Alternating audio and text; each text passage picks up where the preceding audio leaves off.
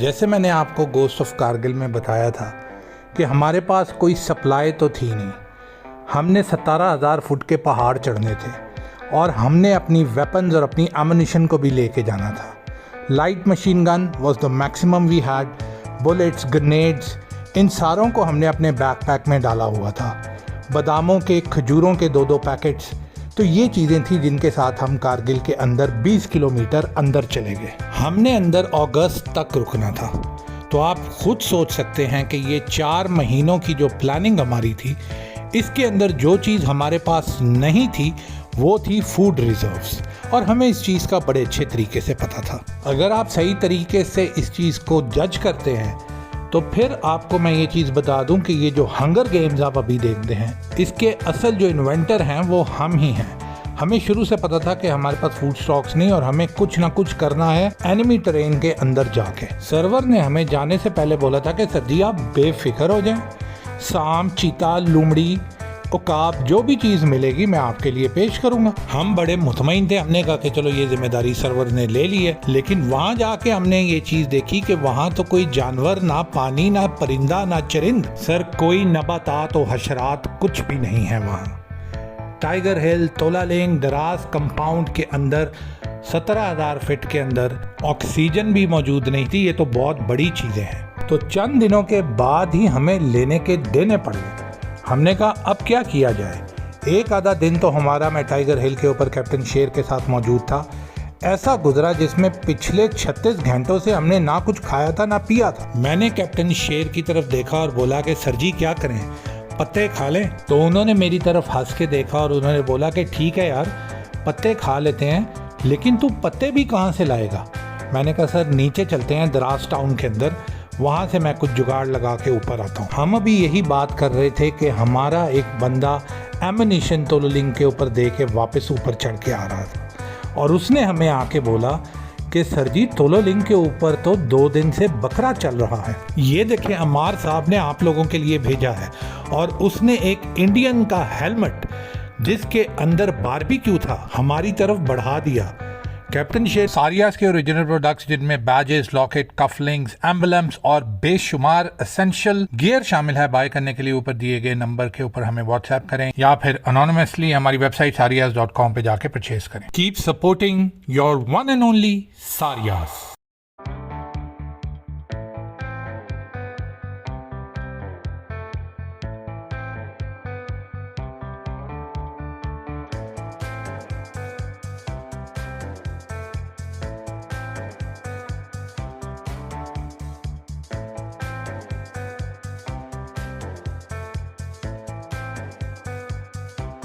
ने मेरी तरफ देखा, मैंने उनकी तरफ देखा, और हमने हसन को बोला कि यार ये इंडियन को ही पका दिया है, क्या कर रहे हो। उसने कहा अस्तगफिरुल्लाह सर, वो तो हराम है, क्या बात कर रहे हैं, ये हेलमेट उनका है, इसके अंदर जो गोश्त है वो बकरे का ही है। फिर उसने हमें बताया कि कैप्टन अम्मार हमें पिकनिक के लिए लेके गए थे, और वो पहली दफ़ा ये लफ्ज़ पिकनिक का टाइगर हिल के ऊपर कारगिल वॉर के अंदर मैंने सुना।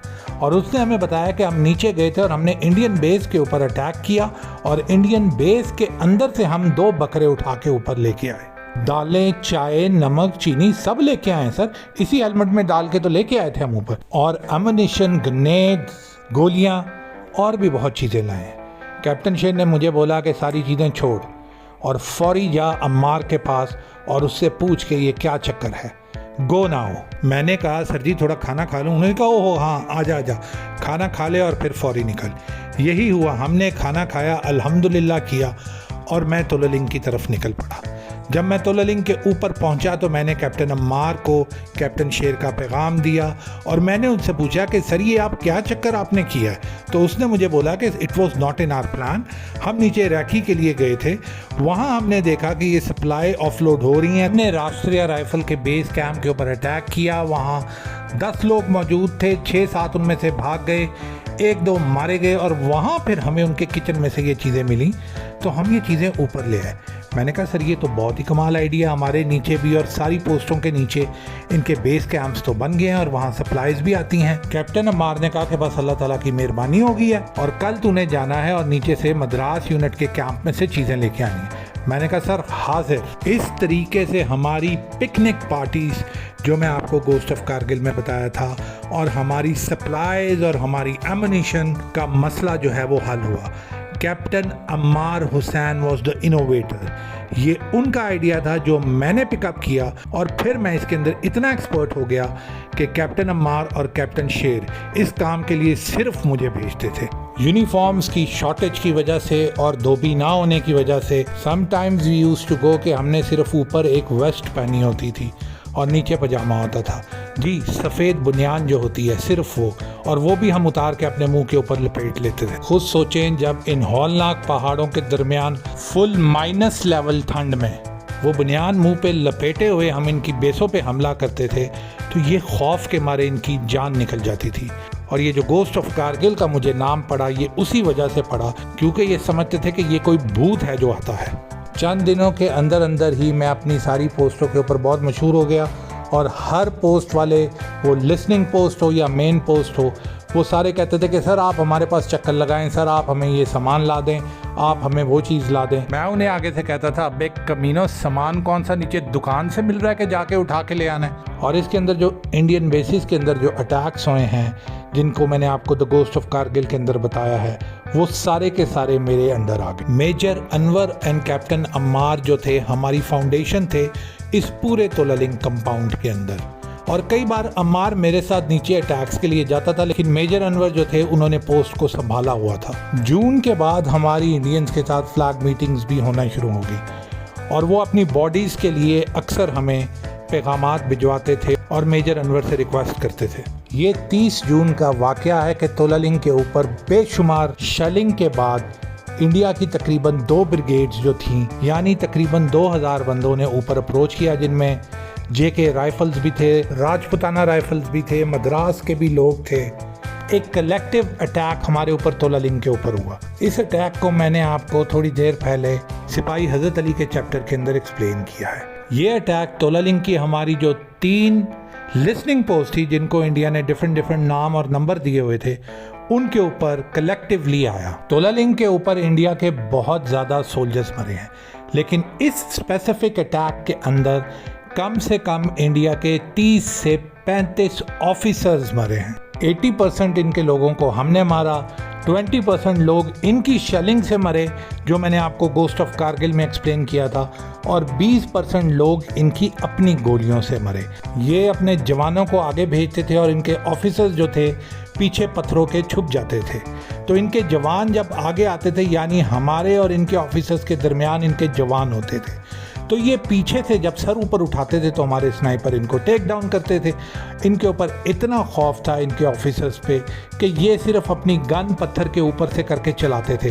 वो गोली हमारे पास तो पहुंचती नहीं थी, लेकिन दरमियान में जो इनके जवान आगे बढ़ने के लिए वहाँ बैठे होते थे, वो जाके उनको लग जाती थी और वो मर जाते थे। देखें, हमारे लिए एक एक गोली इंपॉर्टेंट थी। और जैसे मैंने आपको बताया, कैप्टन अम्मार जो थे वो तो वैसे ही कहते थे कि इनको गोली से नहीं मारना, हाथों से मारना है। तो हम एक गोली चलाते थे, ये एकदम से फायर खोल देते थे, इनके बंदे मर जाते थे, फिर हम दूसरी साइड से एक गोली चलाते थे। आपको पता है कि कारगिल से जब मैं वापस आया हूँ तो उस वक्त मेरी बंदूक में सिर्फ एक गोली थी।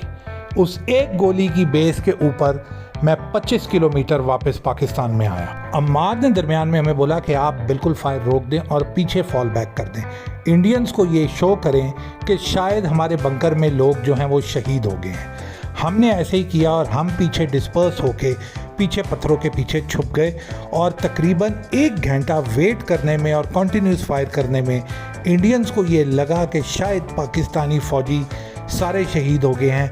तो उनके 3-4 ऑफिसर्स ने पत्थरों के ऊपर से सर उठाया। हमें अम्मार की तरफ से ये इंस्ट्रक्शन थी कि जब तक आपके हाथ की रेंज के अंदर कोई इंडियन ना आ जाए, आपने उसको नहीं पकड़ना, गोली फिर भी नहीं मारनी, गोली ज़ाया नहीं करनी।